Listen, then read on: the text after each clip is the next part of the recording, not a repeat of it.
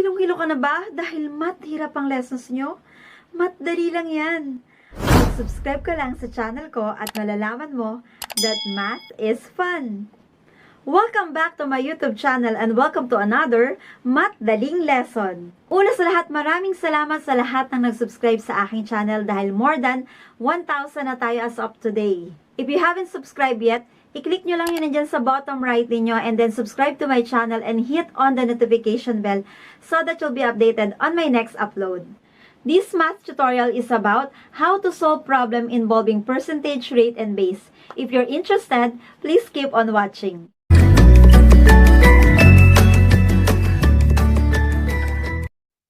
Kagaya ng nasabi ko kanina, in this math tutorial, we're gonna talk about how to solve problem involving percentage, rate, and base.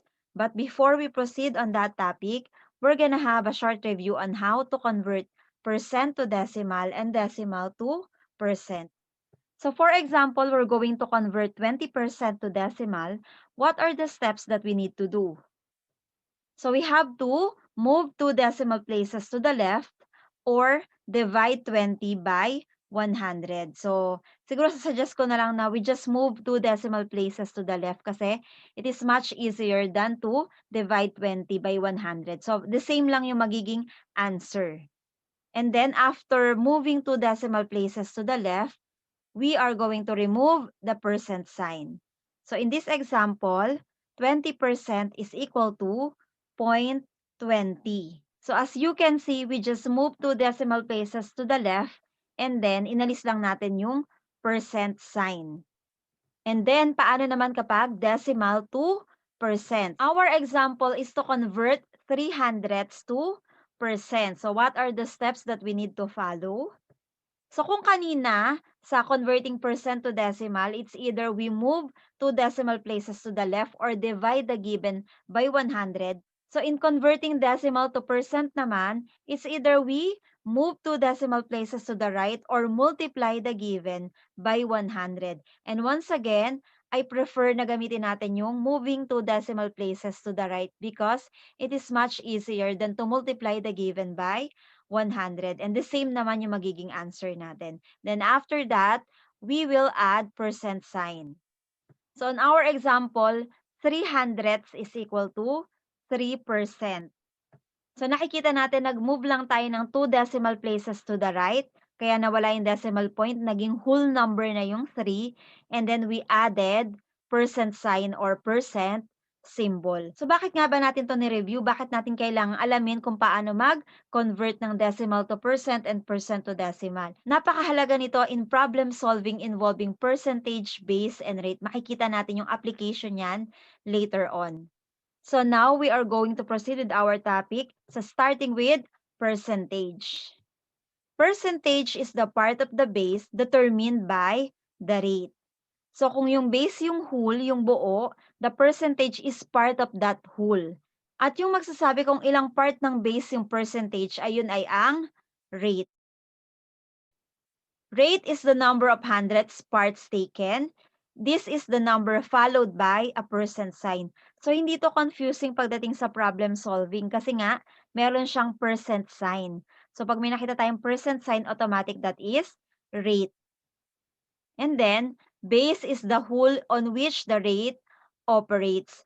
So, yung base, madali rin naman siyang i-identify sa problem kasi most of the time, it is greater than the percentage dahil nga yung percentage is part lang ng base which is the whole. But there are some cases na mas mataas yung percentage sa base if the rate is more than 100%. Since yung base nga is whole, it is equivalent to 100%. Now we move on with PRB triangle or the percentage rate-based triangle. So napakalaking tulong nitong PRB triangle to memorize the formula on how to solve percentage, rate, and base. So paano? For example, the missing is the percentage. So the formula is to multiply rate and base. So kung tatakpan natin yung ating missing, yung percentage, makikita natin na magkatabi yung rate and base. At kung sila ay magkatabi, it means that we are going to multiply. So ibig sabihin, every time na nawawala yung percentage, hindi tayo malilito, we are going to multiply the rate and the base. So halimbawa naman, ang nawawala ay ang rate.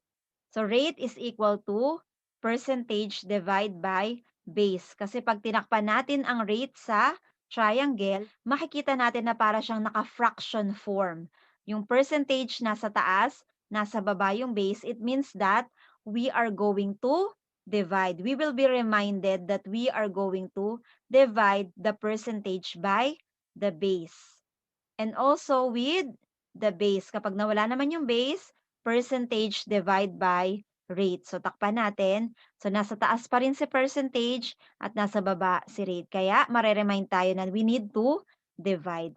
So, itong PRB triangle, ilagay lang natin to sa isip natin kasi talagang malaking tulong to para maalala natin yung mga formula kapag nawawala yung percentage, yung rate, or yung base. So, now we are going to proceed with our exercises. Meron na tayong examples. Magsisimula muna tayo sa mas madadaling given. So, number 1 is, what is 6% of 120? Una, dapat kino-comprehend muna natin. Ano nga ba yung 6%? Ano yung 120? So, automatic, sabi ko nga, di ba, ang rate hindi siya confusing. Kasi lagi siyang may percent sign. So, automatic, yung 6%, that is the rate. So, pagdidesisyonan na lang natin kung yung 120 is percentage or base. So, mahalaga na ma-identify natin ng tama kasi para alam natin kung ano yung formulang gagamitin natin. So, what is 6% of 120?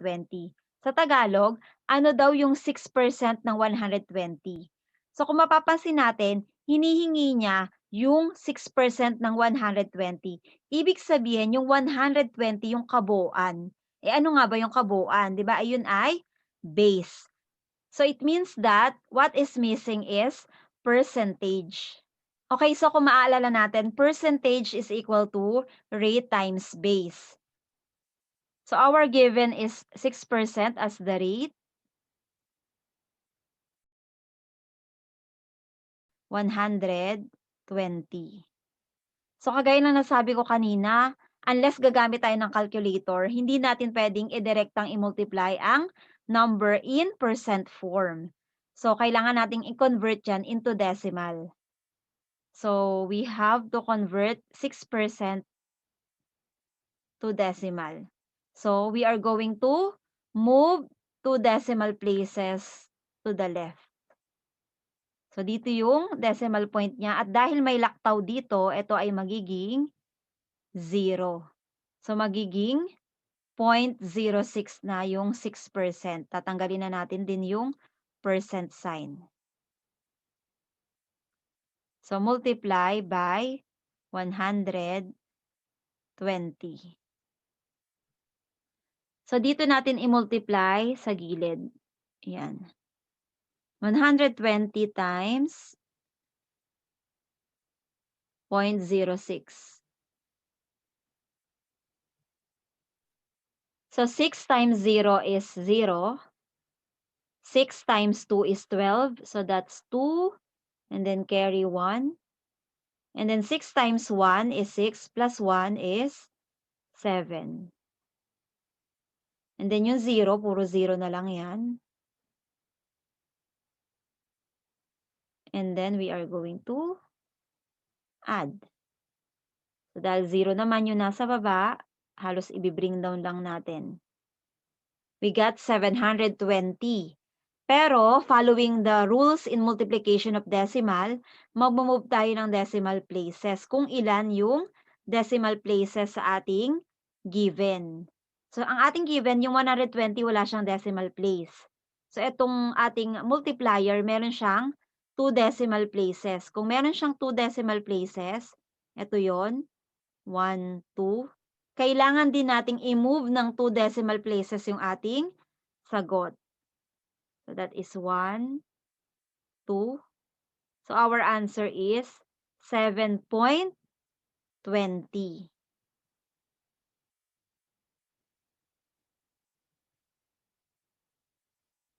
Or 7 and 20 hundredths. So, 6% of 120 is 7 and 20 hundredths. So for our next example, 15 is what percent of 60? So automatic, makikita na natin kaagad yung hinahanap na what percent. So alam naman natin kapag walang percent sign na makikita sa problem, ibig sabihin ang missing ay rate. So ano yung 15, ano yung 60? So kung tatagalogin natin, yung 15 daw ay ilang percent ng 60? Yung 15 yung part ng 60, meaning 15 is the percentage and 60 is the base. So what you are seeing on your screen is the formula of rate, which is percentage divided by base. So in our example, percentage is 15, then divide by 60, which is the base. So yung percentage is the dividend. Ayan yung nasa loob kapag nagdi-divide tayo. So 15 divide by 60. So 15 divide by 60 is 0 since yung 15 is less than 60. And then 0 times 60 equals 0. 15 minus 0 equals 15. And then we're gonna add 0 kasi may remainder tayo. Since we added 0, maglalagay tayo ng decimal point sa taas. And then proceed tayo sa division. 150 divide by 60 equals 2. And then 2 times 60 is 120. And then susubtract lang natin. 150 minus 120, 30. Since may remainder pa, mag-a-add ulit tayo ng 0 but there's no need for us to add another decimal point sa taas. So magpo-proceed na tayo sa division. 300 divided by 60 equals 5. And then 5 times 60 equals 300. And then 300 minus 300 equals 0. Okay, so since 0 na yung remainder natin, our answer is 0.25 or 25 hundredths. Pero i-convert pa natin yan into percent since rate ang missing. So 0.25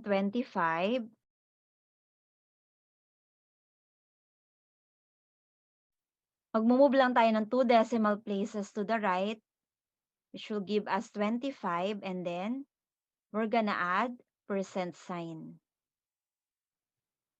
So the answer is 25%.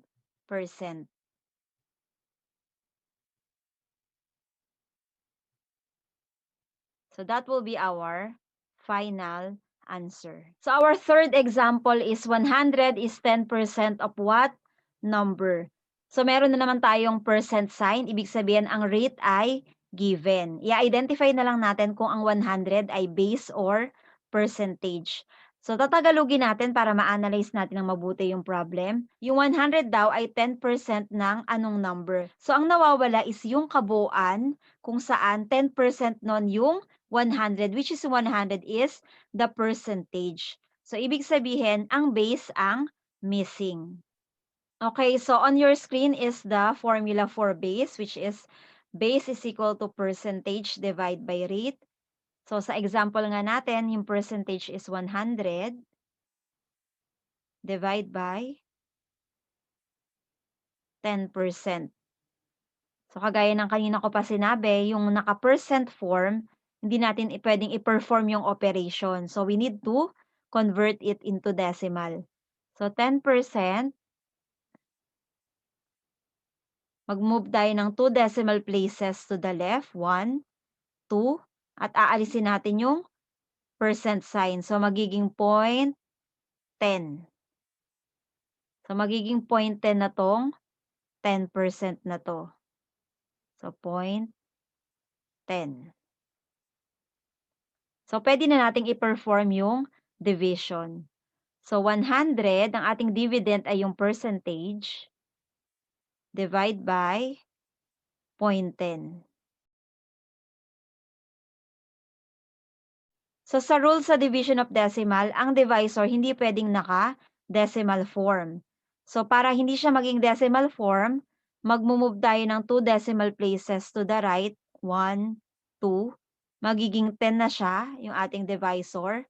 At syempre, kung nag-move ka ng 2 decimal places to the right sa divisor, sa rule ng division of decimal, magmo-move din tayo ng 2 decimal places to the right sa dividend natin. So, that's 1, 2, lalagyan natin yan ng dalawang 0. So, magiging 10,000 na yung ating dividend.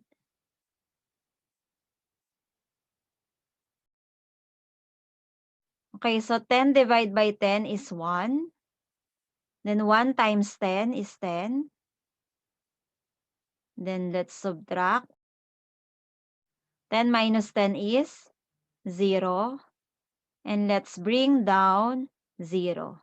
So kapag galing sa bring down, kahit 0 pa yan, kailangan nating mag-divide. Divide 0 by 10, the answer is 0. And then 0 times 0 is 0. And then subtract ulit tayo. The answer is 0. Then bring down ulit natin tong 0 na to. Dahil galing ulit sa bring down, magde-divide ulit tayo. 0 divided by 10 is 0 again. And then 0 times 10 is 0. And then magsusubtract ulit tayo. And then bring down ulit natin.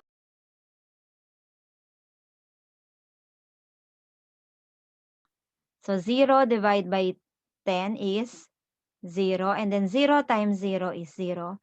So 0 na to. Wala na tayong i-bring down. So since wala na tayong i-bring down at 0 naman yung remainder natin, our answer is 1,000.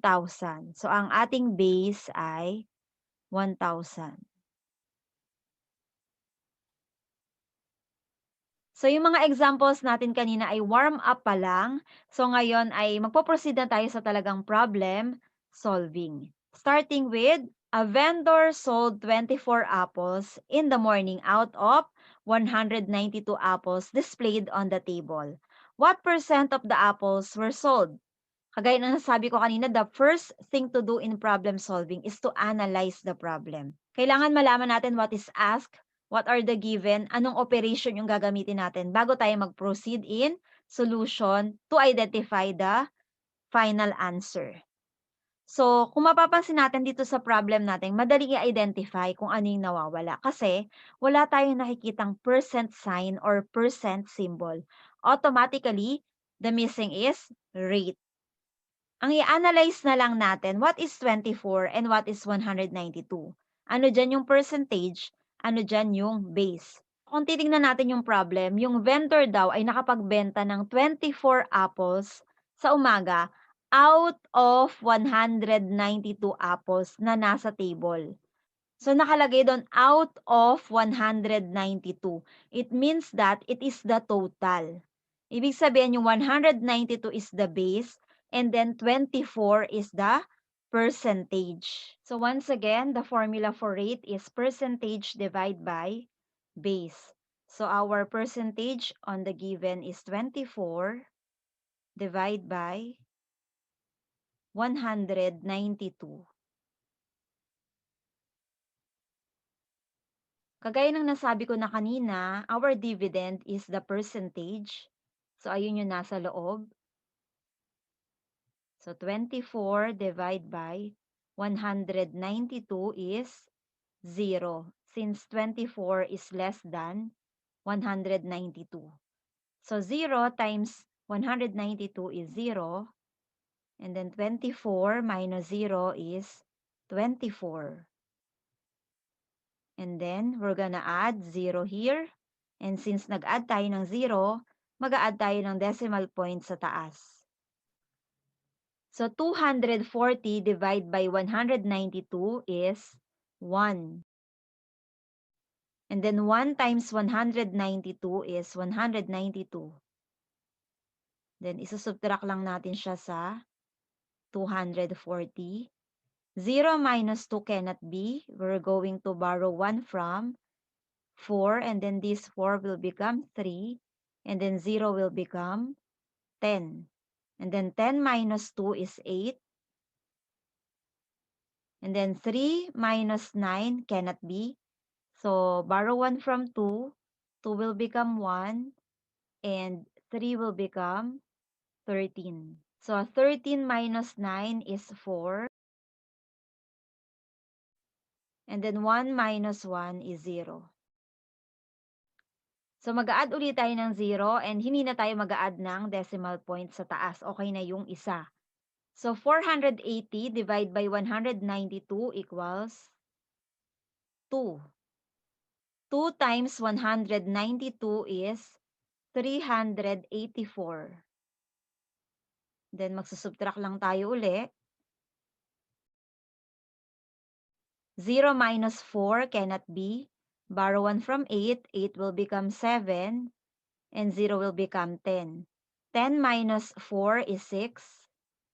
7 minus 8 cannot be. Borrow 1 from 4. 4 will become 3. And then 7 will become 17. And then 17 minus 8 equals 9. And then 0 na to dito. So mag-a-add lang tayo uli ng 0, magiging 960. 960 divided by 192 is 5. And then 5 times 192 equals 960.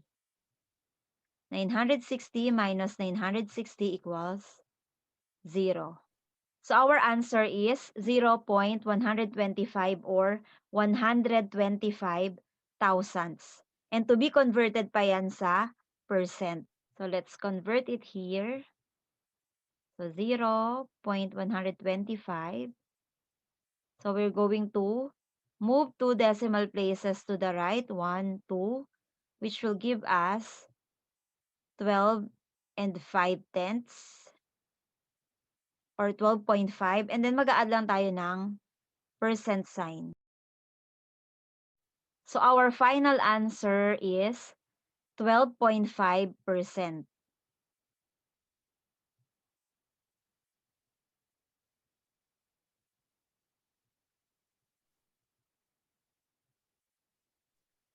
Our second problem is Andy spent 75 pesos during the first day of class. This was 20% of his weekly allowance. How much was his allowance? So once again, we are going to analyze first the problem, what is asked, what are the given, and what operation is to be used before we continue in the solution and stating the final answer. So si Andy raw, gumastos siya ng 75 pesos dun sa kanyang first day of class. So may mga binili siya. Etong 75 pesos na to was 20% lang ng kanyang weekly allowance. And how much is his allowance?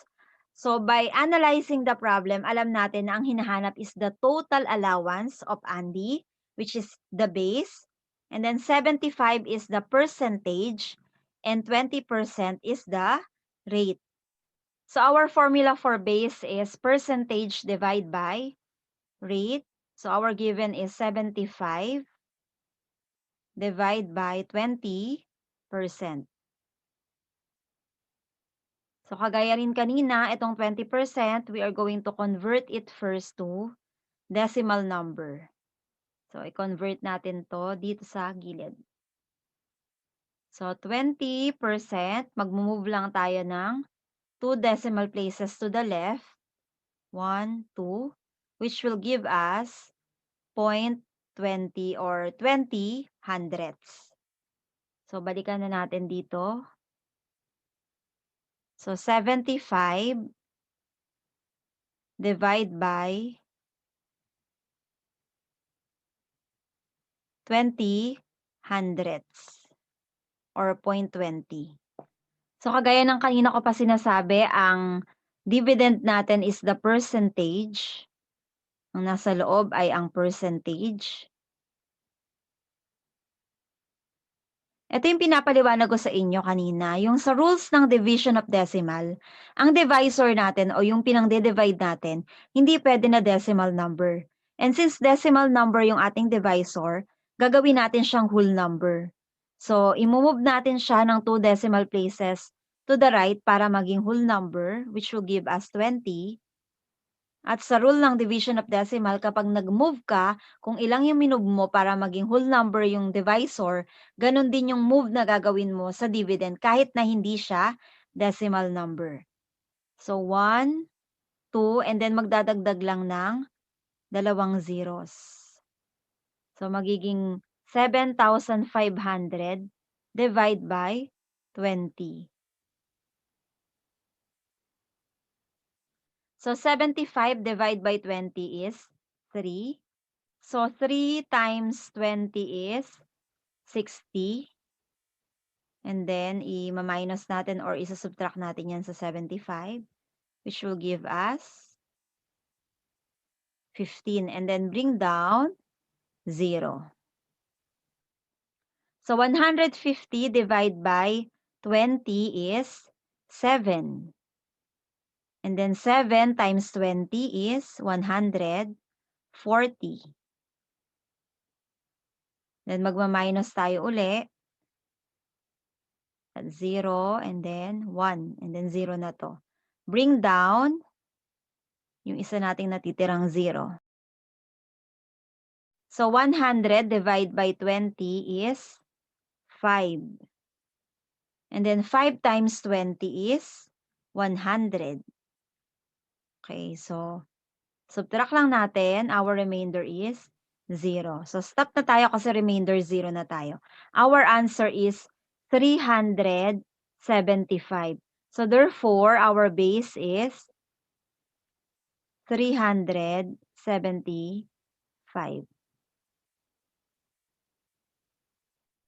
So, our final and third example problem, Anton bought a TV which was originally priced at 15,600 pesos. The TV is now on sale at 25% less than the original price. What is the cost of the TV now? So in this particular example, ipapakita natin yung step-by-step procedure on how to solve a problem or a word problem in mathematics. So we are going to identify what is asked, what are the given, what is our operation to be used, and then before we show the solution, and then the final answer. Okay, so our first step is to identify what is asked. So what is the cost of the TV now? So ayun yung hahanapin natin. Ano na yung presyo ng TV after ng discount? Nung na-less na natin yung discount. And then, what are the given? So, ang given natin, yung base is the original price of the TV, which is 15,600. And then, yung rate is yung discount na 25%. So, given ng base, given ng rate, ang nawawala ay percentage. Following the PRB triangle, percentage is equal to base multiplied by rate. So, ibig sabihin ng ating operation to be used is multiplication. So, hindi na natin isasama yung ibang mga operation. Yung main operation lang na gagamitin natin, which is yung multiplication. Alam ko may mag-a-add tayo. Kapag naman nag-divide tayo, may addition, may subtraction, may multiplication. So, hindi na natin isasama yon. Yung pinaka-main operation na gagamitin lang natin. So, since isasolve nga natin yung percentage, so multiplication yung isa sa operation na gagamitin natin. And then, gagamit din tayo ng subtraction. Bakit? Ito kasi yung isa sa common na nagiging mali in answering a problem solving involving percentage rate and base. Once na na-analyze yung problem at nalaman natin, nawawala tong percentage. Pag na-solve mo na yung percentage, akala mo, that's the final answer. Which is, kapag in-analyze mo yung problem, ayun ba talaga yung hinahanap? Balikan natin yung problem. Anton bought a TV which was originally priced at 15,600. The TV is now on sale at 25% less than the original price. What is asked is, what is the cost of the TV now? Hindi dyan sinabi na how much is the discount. Kasi yung percentage, ayun yung discount. But what is asked is, what is the cost of the TV now? Ibig sabihin, isusubtract pa natin yung na-discount natin sa original price na 15,600 para masagot natin yung problem. Kaya naman, isinama natin doon sa operation yung subtraction. And now, we are going to proceed with our solution. Kagaya na rin ng nabanggit kanina, percentage is missing. So we have the rate and the base. Rate is 25% and the base is 15,600 pesos. Ang una nating gagawin is to convert this to decimal. So, dito natin sa gilid para magamit natin yung space dyan sa gitna mamaya. So, magmo-move lang tayo ng 2 decimal places to the left, which will give us 0.25 or 25 hundredths. So, 25 hundredths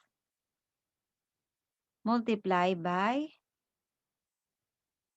15,600 yung ating original price.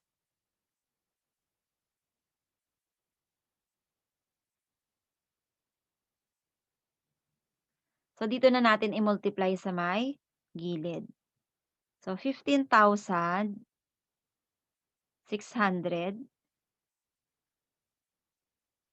times 0.25 or 25 hundredths. So, 5 times 0 is 0. 5 times 0 is 0. 5 times 6 is 30. So, that's 0 carry 3. And then 5 times 5 is 25. And then plus 3 is 28. So, we're gonna write 8 here and then carry 2.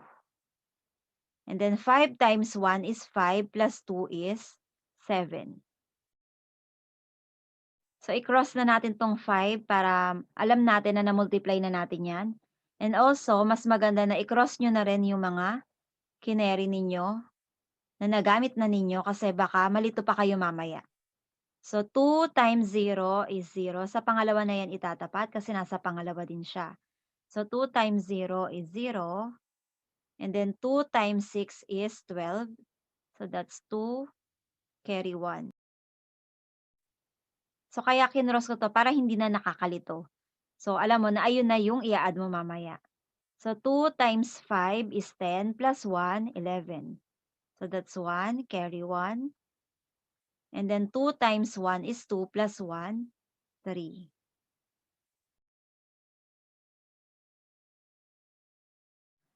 And then i-add lang natin to. So, 0, 0, 0, and then 8 plus 2 is 10. So, that's 0 carry 1. And then 1 plus 7 plus 1 is 9. And then bring down 3. So, kagaya ng ginawa ko kanina, we have to follow the rules in multiplication of decimal. So, binibilang dapat natin yung decimal places dun sa ating pinag-multiply. So, dito sa 15,600, wala ditong decimal places. So, wala tayong ilalagay. Dito sa ating multiplier, meron tayong 2 decimal places. So, kapag meron kang decimal places dito sa multiplicand, i-add mo yan dito sa decimal places na to. And then, i-move mo yung sagot, yung product, kung ilan yung pinag-add mong decimal places. But on our example, yung ating multiplier lang yung may decimal places. So, 2 lang yung ating gagawing movement dito. So, 1, 2. So, decimal point. So, our answer is 3,900. And don't forget na pinag-uusapan natin dito ay pera, kaya 3,900 pesos. That's our percentage. So, ilagay na natin yan dito. O, kagaya ng nasabi ko na kanina, hindi pa ito yung hinahanap natin sa problem. Kasi ito, yung percentage na to, ito pa lang yung nakuhang discount.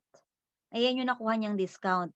But what is asked in the problem, magkano na daw yung presyo ng TV after males yung discount. So, isusubtract pa natin itong total price or yung original price sa discount na 3,900. Isusubtract lang natin yan dito. So, yung original price natin na 15,600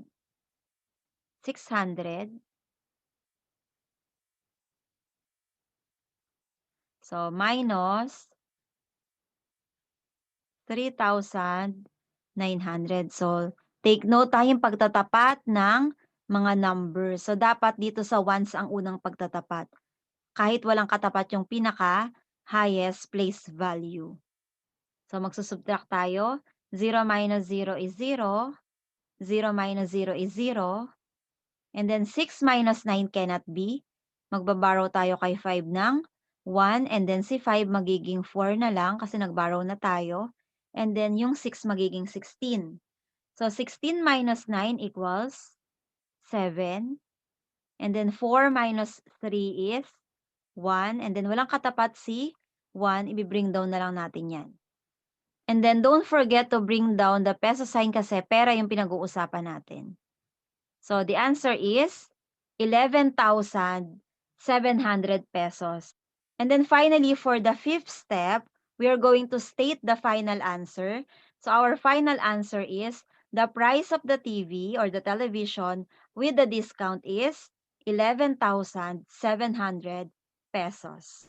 And this concludes our math tutorial in problem solving involving percentage rate and base. Don't forget to like and share this video and mag-comment na rin kayo ng topic suggestion nyo on my next upload. Thank you so much for watching and see you on my next Math Daling lesson. Peter Pan, that's what they call me. I promise that you'll never be lonely.